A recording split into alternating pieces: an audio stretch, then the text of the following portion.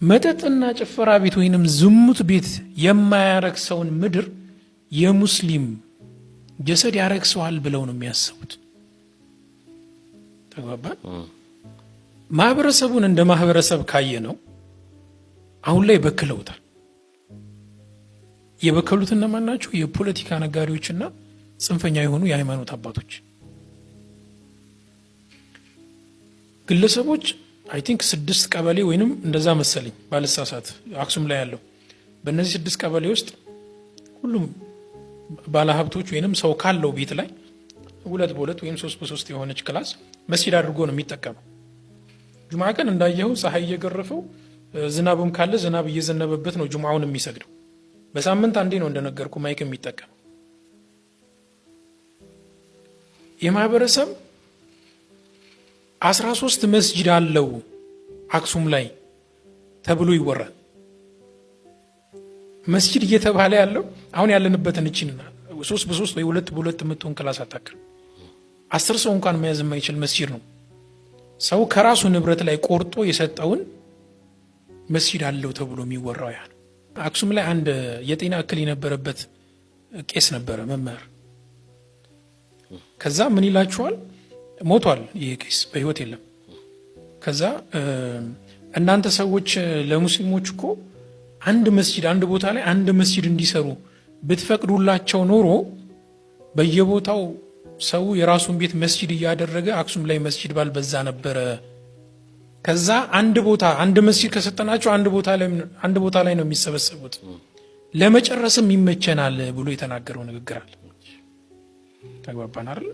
ይህን የተናገረው አንድ ሃይማኖት አባት ነው። የሃይማኖት አባት በህይወት የለም። ለነዚህ ሰዎች አንድ መስጂድ አንድም ቦታ እንፍቀድላቸውና አንድ ቦታ ላይ ሰብስበናቸው ለማጥቃትም እንዲመቸን እንዳሉት ነው። ተግባባን። አሁን ስለ ሂጃቡ ጉዳይ በሂጃቡ ጉዳይ ላይ እንዴት መሰለ፣ እነዚህ የሃይማኖት አባቶች የክርስቲያኑ ማህበረሰብ ከሙስሊሙ ማህበረሰብ ጋር ችግር የለበትም። እዛ አካባቢ ላይ ማለት በሰርግ በለቅሶ በሁሉ ነገር አንድ ላይ የሚኖር ማህበረሰብ ገብተዋል። ግን መሀላቸው ላይ መርዝ እየረጩ ያሉት አሁን ያልኩ የፖለቲካና የሃይማኖት ጽንፈኞች ናቸው። ምን ይሏቸዋል ጠርተው፣ እነዚህ ሙስሊሞች በተለይ መድረሳ ሲሄዱ ምናምን ሂጃብ ለብሰው ጥቁር በጥቁር ምናምን ለብሰው ሲሄዱ እነዚህ ከውጭ ሀገር ድጋፍ የሚያገኙ ጥቁር ለበሶች ናቸው። ተግባባል። ዛሬ ይህን ሂጃብ ካልከለከልናቸው ነገ መስጂድ ይጠይቁናል። ተግባባን አይደል? ይህን ከሰጠናቸው ይህንንም ይጠይቁናል እንደማለት እኮ ነው። ስጋት ማህበረሰቡ ላይ ስጋት ፈጥረዋል። አሁን ባለው ሁኔታ ማለት ነው።